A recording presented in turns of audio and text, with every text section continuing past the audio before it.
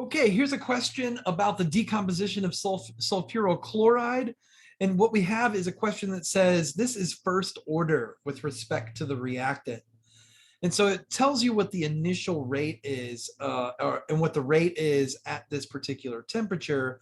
What's to know what the rate would be, or excuse me, what the concentration would be somewhere along the line later in the reaction. So it gives you the rate law essentially for the equation. It's saying that the rate equals 2.0 times 10 to the negative 2 per second times the concentration of SO2Cl2 raised to the first power. Now, what we do is we use calculus to come up with the integrated rate laws so that we can say what the concentration of the reactants and products would be at different points in time. So we know that what you have to be able to do is you don't generally need to memorize the integrated rate laws. Generally, the integrated rate laws would be given to you, but you should definitely be familiar enough with them in order to identify the integrated rate laws for zero, first, and second order reactions and know how to use them. So the integrated rate law for a first order reaction is like this.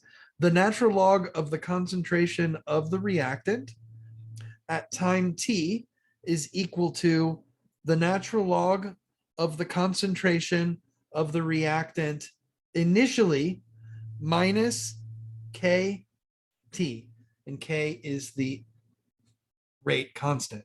So we want to know what the natural log of this concentration is, and at the time it says was 100 seconds. We're just using that to notate it. It gives us the initial concentration, 3.0 times 10 to the negative fourth.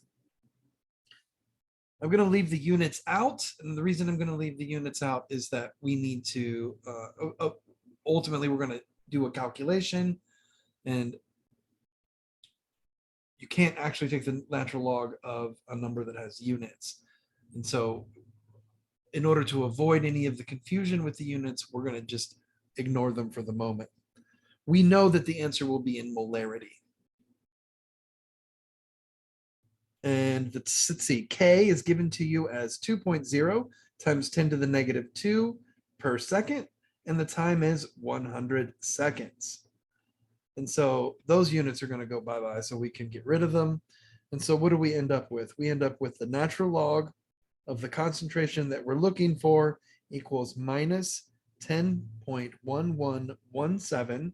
And so exponentiating both sides to the natural log, so e to the ln of x equals e to the negative 10.1117. I get that the SO2 Cl2 concentration at 100 seconds equals 4.06 times 10 to the negative 5 molar. And that's the final answer. Okay.